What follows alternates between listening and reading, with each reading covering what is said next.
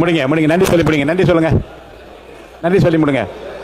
மாண்புமிகு பேரவைத் தலைவர் அவர்களே, நான் இந்த விவாதத்துக்குள்ளேயும் போக விரும்பல. இல்ல இல்ல உள்ள இனிமே அனுமதிப்பு தான் இல்ல. விவாதத்துக்குள்ள அனுமதிப்பு தான் இல்ல. மைன்ஸ்ல ஒரே ஒரு கேள்வி மட்டும் நான் கேட்டு முடிச்சிருங்க. ஆமா, விதிகள் 55 என்ன கூட கொடுத்துருக்கிறேன். ஏன்னா சுரங்கத்துறை சுரங்கத்தை தோண்ட வந்துட்டே தான் இருக்கும். அதனால அதுக்குள்ள நான் போக விரும்பல. மைன்ஸ்ல வந்து இப்ப எங்களுடைய மாவட்டத்தில் வந்து அணுக்கனிம சுரங்கம் அமைச்சர் அமைச்சர் உங்களுக்கு தான் பேசிட்டு இருக்கேன்.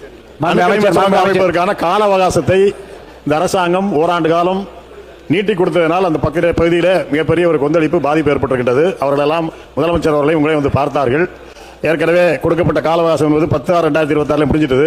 நீங்க ஆட்சிக்கு வந்த புதுசு, அதனால தவறெல்லாம் கூட நீங்க விட்டுருக்கலாம். எப்படி விட்டீங்க இப்போ கூட நீங்க பதில் சொல்லும் கூட சொல்லுங்க. நான் அவசரம் இல்லை, விட்டுருக்கலாம். ஓராண்டு கால அவகாசம் நீட்டி கொடுத்து விட்டீர்கள். இன்னும் ஓராண்டு காலம் இருக்குது.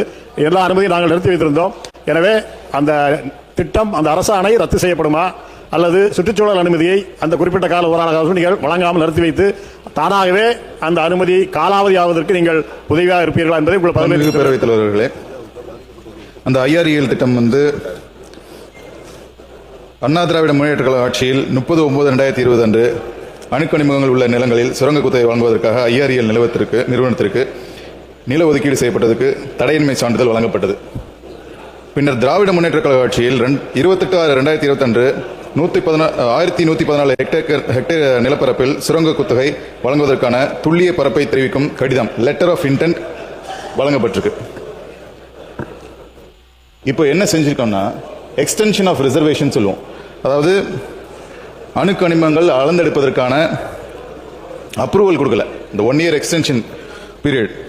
இது சம்பந்தப்பட்ட கன்னியாகுமரி மாவட்டத்தைச் சேர்ந்த சட்டமன்ற உறுப்பினர் மற்றும் அந்த கிராமங்களில் வசிக்கிற மக்களுடைய ரெப்ரசன்டேட்டிவ்களோட சேர்ந்து தமிழ்நாடு முதலமைச்சர் அவர்களுடைய ஆணைக்கிணங்க ஜூலை 3, 2026 அன்னைக்கு கூட்டம் நடத்தப்பட்டு அவங்களுடைய ஒரு டிஸ்கஷன் நடந்துச்சு. அதில் ஒரு விஷயம் தெளிவாக சொல்லியிருக்கோம். மக்கள் பாதிக்கிற மாதிரி எந்த ஒரு திட்டமும் இந்த அரசாங்கம் கொண்டு வராது என்ற உத்தரவாதத்தை அளித்திருக்கிறோம். தமிழக மக்கள் மட்டும் இல்லை, தமிழ்நாட்டில் உள்ள இயற்கை வளங்கள், மலைகள் அனைத்தையும் காத்து நிற்கின்ற காவல் தெய்வமாய் எங்கள் முதலமைச்சர் இருக்கிறார் என்பதை இங்கே தெரிவித்துக் கொள்கிறேன்.